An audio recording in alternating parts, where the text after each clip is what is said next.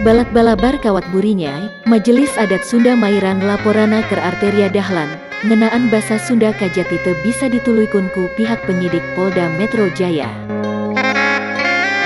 Kauninga, salian teu mibanda unsur pidana, Arteria oge ngabogaan hak kana kebel, salaku anggota DPR nepi ka teu kena ku kajahatan.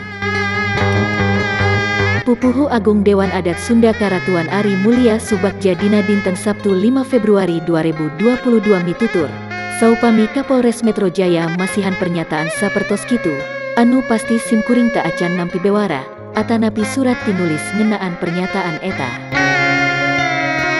Pihakna oge digeroku panyidik Polda Metro Jaya, pikeun pamariksaan tambahan kamari.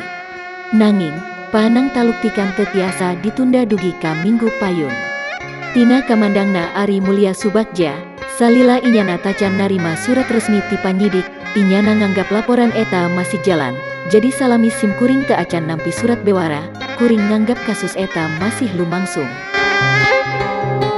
Ari ngembohan, saupama engke Dewan Adat Sunda narima surat resmi, jeung Arteria tetep tacan bisa dicangkalak, pihakna bakal mawa deui perkara eta ka Dewan Adat pikeun musyawarah deui. Engke bakal dibawa ka Majelis Adat tur dimusyawarakun deui, jeung Dewan Karamaan tur Dewan Karesian, cara naon deui, nu rek disorang.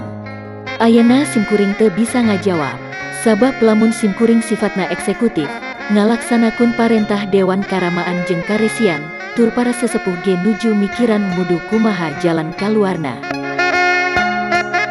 Polisi oge ngusulkeun, yen soal Arteria Dahlan dilaporkeun ka MKD, numutkeun kamandang Ari, laporan ka MKD geus dimimitian ti pihak sejen. MKD mah geus eces, geus loba anu unjukan ka MKD, ayeuna kantun kumaha MKD-na, simkuring teu kudu mangkat ka MKD, MKD geus lunta jeung balat nuliana, eta ge koordinasi heula sareng pihakna. Samemehna, Polda Metro Jaya ngayakun panalungtikan patali jeung laporan masyarakat adat Sunda, misual Arteria Dahlan. Dumasar kana hasil panyidik cindek, yen omongan Arteria Dahlan ngenaan basa Sunda, anu ditepikeun dina forum resmi Komisi 3 DPR, teu bisa dicangkalak. Dumasar kasaksian ahli, dumasar kana katentuan undang-undang anu diatur dina pasal 224 Undang-Undang Republik Indonesia Nomor 17 Tahun 2014, ngenaan MPR DPR, DPD jeung DPRD, atawa MD3, bisa disebut saderek Arteria Dahlan teu bisa dicangkalak, cek Kabid Humas Polda Metro Jaya, Kombes Zulpan ka wartawan di Polda Metro Jaya di Jakarta, mangsa Jumaah 4 Februari 2022 kamari. Kombes Zulpan ngembohan, luyu jeung pasal hiji undang-undang eta, anggota DPR teu bisa dituntut di pangadilan, sabab caritaan atawa pamadegan anu ditepikun, boh lisan boh tulisan dina rapat DPR atawa di luar rapat DPR, aya patalina jeung fungsi tur kakawasaan kalawan tugas DPR.